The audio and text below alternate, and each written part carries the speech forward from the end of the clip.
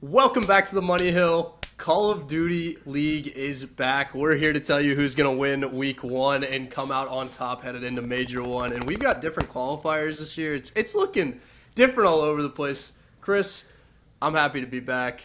I know you're happy for matches to be back, and unfortunately Nikki couldn't be with us, but how you feeling today?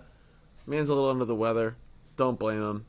Saving his best for the Major 1 when the matches. He just wants to sit back, get some, vantage points, not come in with too hot of takes. We love our man. He likes to be measured and precise, whereas, you and me, we're a little bit more off the cuff based on feel and what we think is right. What I will say is, I am from North Carolina. I'm from the Raleigh-Durham area. So for, a major, and I will, add big quotes around major. This is a preseason major. I'm excited. I wish I could be there, but, now that I live in New York, not making it down. But cannot be more excited to see the 2022-2023 season kick off. Starting a little early for us, getting a little frosty, but the matches are going to be absolutely scorching hot. Dude, under the weather as well on my end, just bouncing back from it, but Nikki's currently going through it, so best wishes to him, of course, and some would say that Raleigh is the origin of kind of the bigger Call of Duty scene. Some of the best Call of Duty events have come out of Raleigh, absolutely. And I think I was a part of them. It's nice to see the CDL paying a little homage to what made maybe the CWL great and trying to find those roots a little bit again. But I kind of just want to jump straight into it because we're heading straight into matches. We don't really have a take on like teams here and there. We gave you our rankings preseason. You know where we stand going into the season, but we have as much information as you guys do. Boston Breach, Atlanta Faze, jump us off right away. It's going to be, I think, a pretty interesting feeler for really how Faze looks with Slasher and how Boston looks with the new roster as well. Yeah, I mean, look, we had, I had Faze as the number 1 team preseason. I also had Boston as like the number 5. Our aggregate rankings had them 1 to 6, so no doubt you're going to see a heavy favorite here with Faze at 1.43. But, it's an interesting Boston team. Could they get one map? Could this be maybe just a minus 1.5? I don't know. This is a game where, for the first weekend, I think just kind of putting in some guardrails. I'm not getting too crazy with any, map picks. I'm just going to be doing straight-up money lines based on what our preseason thoughts are. So I'm going to stay away from getting too crazy with, trying to pick game modes until we get a little bit deeper into the season, trying to pick, plus or minus, 1, 1.5, or 2, 2.5 on games. So a game like this, there's not enough value on Faze, so I'm not going to take it. And I don't know Boston. I don't know where this is going to shake out yet, so I'm not taking it, but 1.43. If you're just looking to do straight, I'm going to be just doing straight money lines for the first weekend. I mean, I'm taking Breach all day here. I feel like. Are you? Yeah. I don't. You were even more bearish on Breach. You had them at number 7. No, I am bearish on them, but I do think they have potential to kind of pop off. Like, they do have a couple players in there that are, very kind of hit or miss. I think one of them being Nero specifically, the other one being Owakening, although, his stats would say that he's pretty much popping off all the time. It is an interesting season for Methodz, though, because they do have one of the best subs probably in the entire CDL on their bench in Beans, one of the most heralded, at least, coming into the season. So, if he doesn't perform, you could see a swap pretty quickly. There's a lot on the line there for him as well. I also worry about Faze settling into this roster at the same time. I know they have an analyst for everything, and they're going to be prepared coming into the series. But, you can't give me those odds on the first match of a season after we saw OpTic Texas, who were, favorites last year, go 0-2 to start the season, and not expect me to, kind of jump on it immediately. So, I don't know. True. I think the value's there just a little bit. But I do hear what you're saying. Kind of hard to step in against Atlanta Faze to start off the season. Speaking of the Devils themselves, though, following it up right after, OpTic Texas, Minnesota Rokkr, a team that in the preseason, I told you, top 4 this year. I stand by that. However, I don't think this is their time to shine. See, this is incredible. You're going to take Boston Breach over Faze, but then when it comes to your home team, the team that you are absolutely biased on, you're going to completely waver. 2.27 for Minnesota everybody knows Rokkr. my bias. I've been so clear here. You have. Everybody knows my You've bias. Been incredibly clear. I've been watching their scrims. OpTic Texas looks pretty good. I wouldn't doubt Minnesota Røkkr to come out and have a like 3-2 series here. I think it'll be close. But at the same time, like Texas putting in the work right now. They got a new analyst. They've got a lot of things kind of trending upwards, in my opinion. I have watched some of these scrims though, and I will say these spawns in this game are ridiculous for hardpoint. Some of the shit you see, like when they're playing on the settings that they're going to be playing on stage, it's going to blow your fucking mind. I'll tell you that much. This first weekend is online. I will say, I do think, the Scump retirement season begins this weekend. And so it'd be a real damn shame if the Scump retirement season started off with a loss against the Minnesota Røkkr. I think it starts off with it starts off with a pretty good major one, hopefully. Okay. And sets the tone for the rest of the year. Hopefully injury proof this year, but listen, not taking anything crazy here. I'm just predicting an OpTic Texas victory. I don't think the odds are great on it. 1.58. Yep. It's not really, really worth it in my opinion. But, I mean, Minnesota Røkkr juicy if you do like them and like their roster that they formulated in the offseason. So, worth discussing that they're underdogs there a little bit. For sure. Coming into match 3, odds here, a little confusing in my opinion. Las Vegas Legion, 2.6. LA Thieves, 1.39. Our reigning champions at this point. I expect the momentum to continue at least a little bit. They kept the same roster together. Chemistry's clearly there. Like, they're going to be running Kenny on a sub. They figured that out last year. So, I don't know what I guess we're pricing in the idea that maybe Las Vegas Legion and the brand change and the roster change are pretty good, but I don't know, dude. I feel like their only shot here is search and destroy if they're really going to pull out the series. Yeah, I mean, we unequivocally had a uniform Las Vegas Legion being bottom of the barrel. Whoa. I had them 11th. True. You did have your Florida Mutineers being last. Worst team in the league. I will say, I think a nice little money line parlay here is a Faze, Thieves, OpTic, 3-team money line parlay, which gets you to 3.21. That's usually what I'm looking for. I'm always looking for the odds for 3 teams or any number of teams to be above what the individual bets would be. So to get all 3 then at 3.21, that's exactly what I like to see. I think that's a fun little first day parlay. I just don't know who's going to beat you. I mean, you like Breach, maybe the Røkkr, but I do like those 3 at 3.21. I mean, I really don't hate the Breach line. That's kind of why I'm a little bit against that. I'm also not going to touch this at all because getting let down by a favorite this early is just going to suck, especially when and it's going to happen on it. Like, it's just not in the first weekend. It's really going to happen. It. Yeah, no, not at all. I don't know, dude. I mean, can Legion win? Sure. I'm not going to predict that to happen. I'm predicting LA Thieves all day here. I'd say -1.5 they're not going to win. So we're going to take an LA Thieves 3-1. I expect consistency from them at least a little bit early in this season, and a little carryover from last year. Now, speaking of a team that this is the most fun game. This is the most fun game of the first day. This is a really interesting one because I think something that's been pointed out in our Discord is a lot of people are calling for a roster change for Seattle Surge before they place top 3 at champs. And this is something that Robert talked about. If you're not in the Discord, join it. Should be in the description below, link there, or in the comment section. I've been adding that recently too as well. So for those of you who comment, join the conversation. It's pretty fun in our Discord. We like to keep it lively. Seattle Surge, people were calling for changes there. And then they came top 3, and I think there's going to be some regression. I think that's still fresh in people's mind as, they should be a favorite here. I don't think Gorillas is the team to take them down, though. I think Pred and Simp can carry this game hard enough. This one, I'm not convinced about the Gorillas here taking them down. I'll take Surge here in a prediction. I'm not going to bet on this.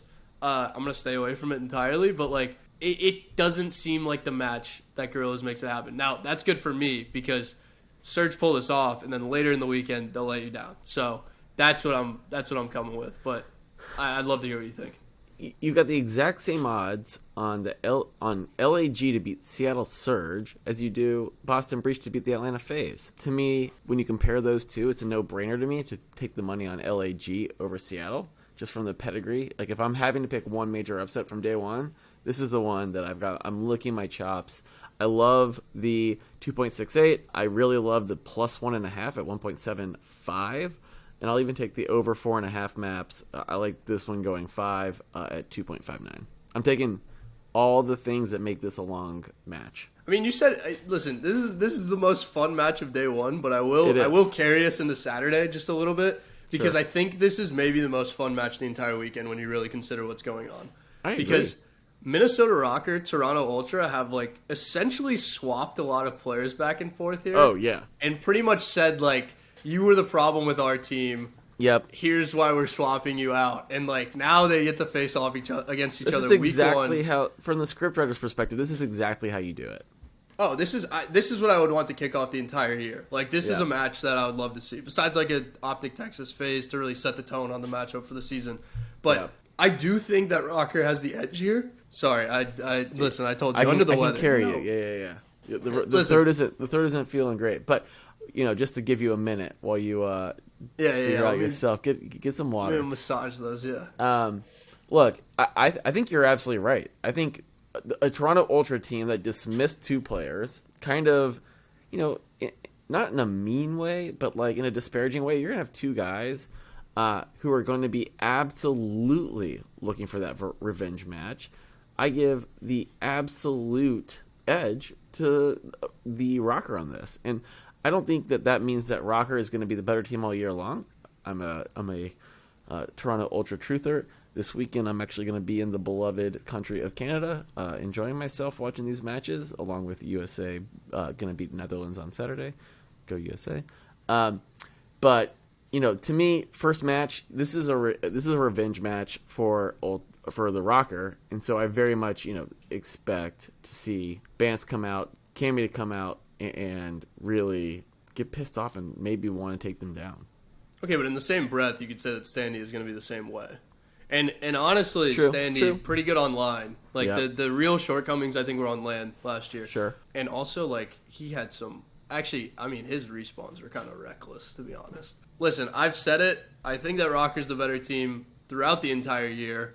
I'm going to stick with them here. I agree with you. I think the force of 2 players being hungry is stronger than 1. You got to bring in a little Scrappy discount there as well, though. It is his first match. He wants to set the tone on the career a little bit. So, but usually that, I mean, we've always seen the what do we call it? The like the new player buff. That shit is so true. No one has any real insight in how they're gonna play. But look, the underdog here is 2.13 with Minnesota, 1.67 with Toronto. If I'm having to put money on just a money line, the value there is on Røkkr, and I think that it should be a pick'em. That should be like a 1-9 to 1-9. That should not be skewed. Oh, this should not be skewed in Ultra's favor. This is like, to me, this is a 50-50 Røkkr all day. Correct. This is a 50-50 match, especially at this time of the year, and it's not 50-50, but it's 50-50. It's I mean, it's a Røkkr dub. Let's be clear. Okay. They're gonna put in the work. They're gonna get this done. Speaking of getting it done, who you got? New York Subliners, London Royal Ravens, following it up. It's this one. You're gonna see a lot here. I think this is just gonna tell a story about both teams. I'm not gonna touch this with a 10-foot pole. Because you're scared. I don't blame you. Yeah, I'm terrified. Man. Like, I don't know shit realistically about how either of these rosters are gonna play with each other. The only, I think, we've seen 2 of these players play with each other in the last year. Maybe 4, but 2 on each side. And like, the interaction between Zero and Nastie is not as strong as some other players on London Royal Ravens would have been last year, having kept them around. So, like, don't really have a read on that. HyDra and KiSMET may be working a little closer together as they're both submachine gun players, but I do doubt Priestahh here a decent amount. So, like, the London line doesn't look horrible to me. And I think, like, London's got enough consistency to win this. You buried the lead. The answer is you take 2.56 on London Royal Ravens. They were a better team last year. Now, I know that they've done a bunch of roster swaps. I had NYSL in my 10th place. I had London Royal Ravens in 9th place. Collectively as a group, we had NYSL in 9th place and London Royal Ravens in 10th place. Again, this is a team where, based on our collective minds, this is a toss-up. And so, to get that much value on the Ravens this early in the season, you have to take 2.56 on London there. There's no conceivable reason why the Subliners should be that big of a favorite. Oh, I mean, listen, I don't think Subliners should be this much of a favorite. I think that is irresponsible, if anything. And I think they're doing a little bit of fan service here, and I think people think that HyDra will pop off more than, maybe is worth winning an entire map. He also had good maps last year, and they would lose anyway. So, I don't know. I love KiSMET too, but it feels like there's regression there. I know I'm not supposed to do this, but this is a game I'm going to stack. I'm going to get the plus 1.5 for London at 1.69. I'm going to take the money line at 2.56, and then I'm going to sprinkle a taste on the minus 1.5 at 4.21. I'm just going to be minus 1.5 is actually pretty attractive. I don't 4.21. Are you kidding me? Of course. I mean, hold on. Minus 2.5 at 9.47. I think your biggest problem there is probably ASIM. But then you add in the fact that PaulEhx is notoriously good online and had shortcomings on LAN, and that was the real kind of call out about his play last year. Is hey, he can perform online, he'll get you there, but on LAN hasn't looked that good. So this is an online match though. That's all that matters. That's what we're looking at. I don't hate it. I don't hate your strategy here. I'm not going to join you, but I don't hate it. I would do this. I would do the same thing for LAG over Seattle. I'd do the plus 1.5 again at 1.75. The money line at 2.68 and the minus 1.5 at 4.50. Relax. Would you do the same thing for Seattle Surge and Boston Breach, our third match of day 2? I will not. That is a match that, to me, Boston is a middle of the table team. Seattle's a middle of the table team. These are the ones that I actually kind of stay away from because I don't think there's enough value in either direction. There's not enough value on Boston. There's not enough value on Seattle. I'm going to stay away from this game because I mean, it'll depend on how we see Seattle perform day 1, how we see Boston perform day 1, but I will most likely stay away from this altogether. Give me the prediction though. Doesn't have to be betting. Doesn't have to be betting focused here. I just want to know who you think's going to win. I'll take Boston. Your scoreline? 3-1. I'm going to say the same thing. The problem here now is that I've now picked Boston Breach to go 2-0, which I'm pretty short them preseason, but I also I think I'm a little biased in the way I'm focused on the. Yeah, I mean I have Surge ranked higher, but again, I think they'll pick it up more mid-season. If anything, it's kind of what we saw last year. I think they're due for a slow start a little bit. Yeah. And I don't I mean, Boston being underdogs here doesn't really make sense to me, or at least strong underdogs, especially without having seen the first match from both of these teams. Yeah, of course, performance is going to influence how I make a pick here, but end of the day, Boston Breach to go 2-0 to start, odds on that are not too bad in my opinion. All right, this is so interesting. This is the least interesting match of the weekend. Yeah, listen. I actually think the odds are correct on this too. I mean that's egregious because there are the 2 worst teams. You think that London? Hold on. Or let me say you think Las Vegas is that much worse? Day 2, CDL, start of the season. They said it's a really good fucking idea if we put Las Vegas Legion up against Florida Mutineers, who just destroyed their roster. Not destroyed, but tore it apart and replaced probably 2 of their more electric players. Took a blowtorch to it. Yeah, maybe just a little bit. I don't know. This is a really, really odd match. I think they got it right here. But do I think Legion could just lose this? I mean, of course. I think, end of the day, though, Clayster's making a little bit of a comeback here. It's his time to go, and he's got to show something week 1. So, I got to take Legion to win this. I'm not going to bet on it, but, the odds are terrible. I mean, I'll just take Florida Mutineers. Both these teams are terrible. There's no reason why Florida should be 2.54 underdogs. Yeah, I'll just take that straight up. I'm not betting it either, but, I mean, at that much value, I feel like maybe I should put a little taste on it. My advice would be if you're going to do something, take Florida because, who the fuck knows? Yeah, who really knows? But, that's the problem is who really knows. So, why would you take anything? Yeah. Have a brain here in some regard when you're approaching this match. That takes us into the final day of the first weekend of the CDL. I can't even get over that we're back. My brain's a little scattered. We're just kind of rapid fire here. We'll have more of a structure coming in week 2 because we'll be able to recap matches, talk about it, and then go through kind of our favorite picks instead of every match.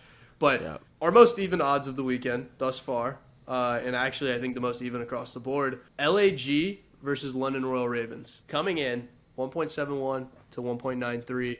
This, I think this is actually pretty accurate, but I do think that London is the better team here. Yeah. So I'm taking them all day.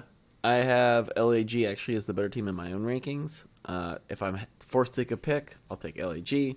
But again, when the games are this even, I don't have any real edge yet. I'm not taking either team. Like, I'm not betting on this. I'll take LAG though. You're pretty bought in on the RCD's effect here, huh? Oh yeah, LAG 2-0 weekend. I actually listen. I love RCD's, so it'd be pretty nice to see him come out and kind of just pop off a little bit. That'd be pretty awesome. Let me see what my LAG 2-0 weekend pays. Hold please. 4.79. Absolutely. I don't think they're going 2-0, dude.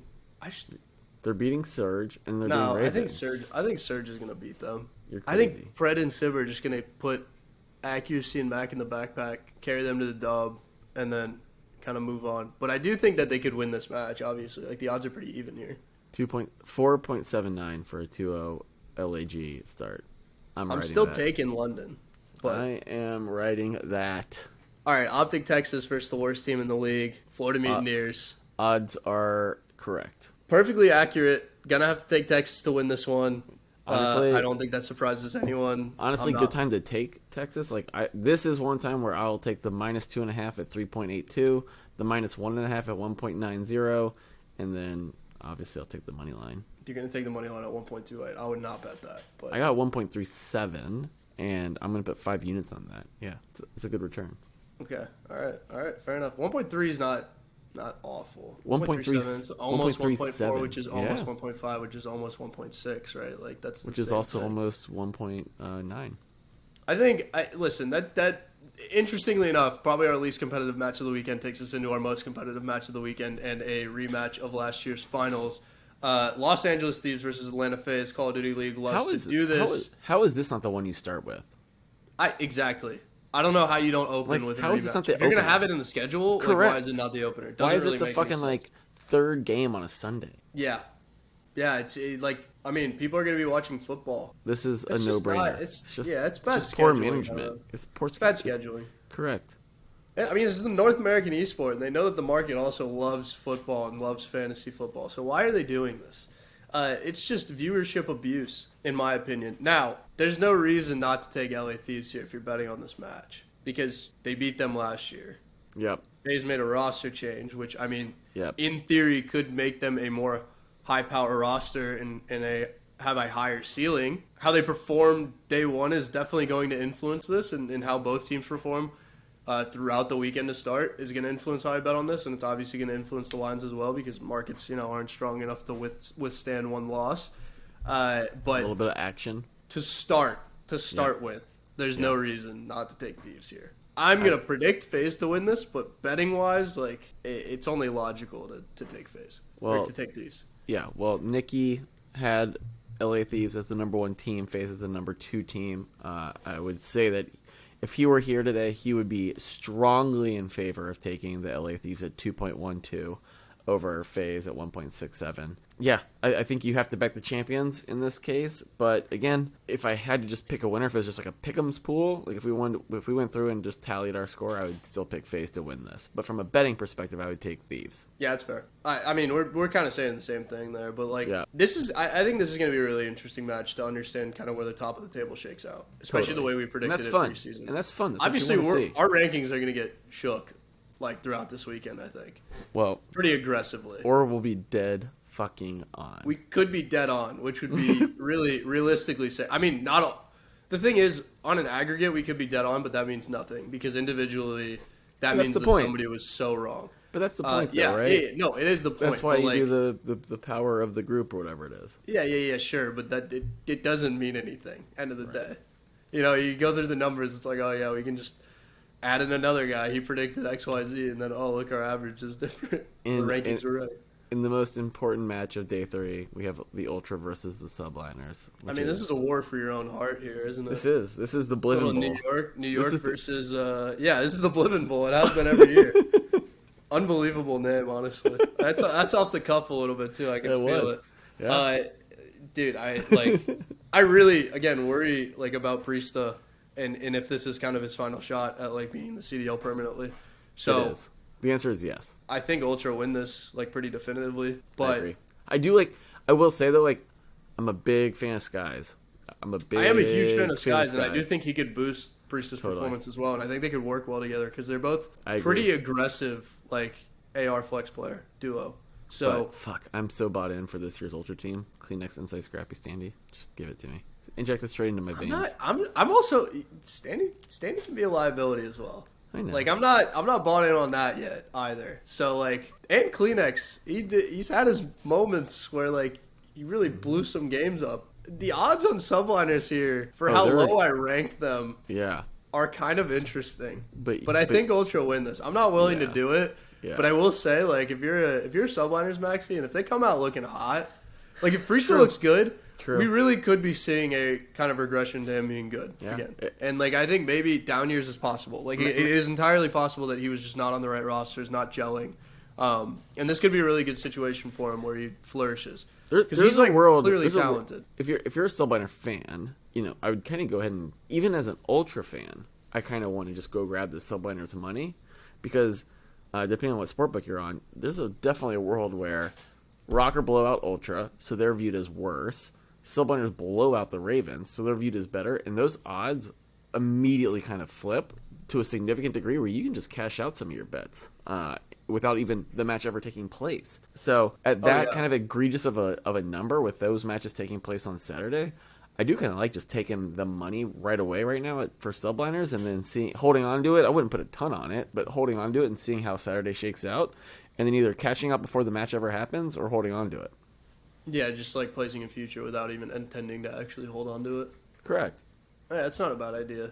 Listen, I mean, I think Ultra win this. I think they'll just come together quicker. It's kind of an easier plug-and-play roster, especially with, two players sticking together and not really it's not just your sub duo. But this is going to be an interesting match as well. I think this could really, really destroy my rankings if it goes the wrong way.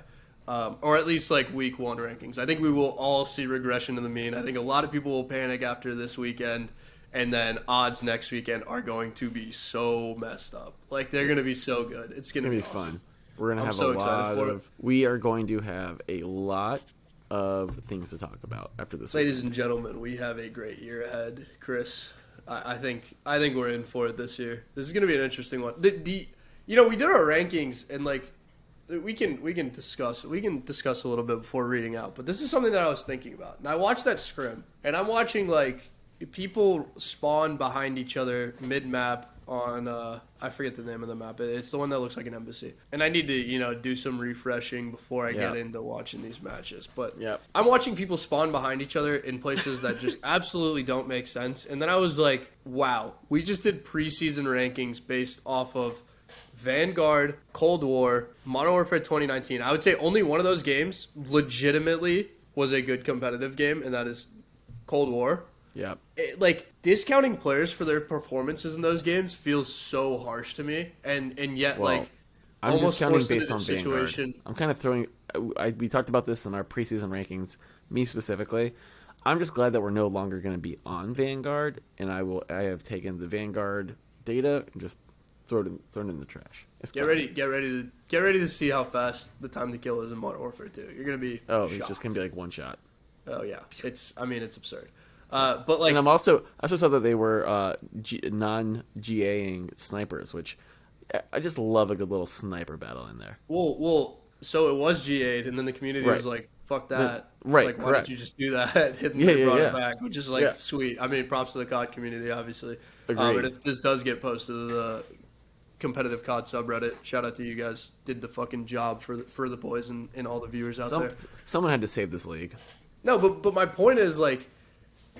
Definitively, over time, like Crim 6, Clayster, GOATs. And I think if you keep Call of Duty, boots on the ground, higher time to kill, there would have never been like decreases in their performance over time. Like they would have continued to be really good. And I think that's also what makes Scumpy, it's difficult to look at him and be like, that's not the GOAT. Like he didn't actually see that decline. He's had down series, but over the course of the year, I mean, he hovers around the 1 KD. Usually above it. It's pretty remarkable. But, like, I look back, I'm like, okay, those are clearly GOATs. And, like, now we're sitting here and being like, oh, Clayster's not good anymore. But it's just because, like... Well, he wasn't good last maybe year. They're kind of... They're putting out shit, which makes it a little bit hard. To be fair, he was also a bad teammate. And that is not I think as Cryptic is the excusable. worst teammate, but that's I don't know if that's entirely true. We're splitting hairs. We really don't know what was going on the side of the That's locker true. room. I was certainly not for a New York member. Subliners. I was not a member. I God think with that, damn, I think we can just wrap it up. With that, I'm so under the weather. That needs to get cut. Yeah.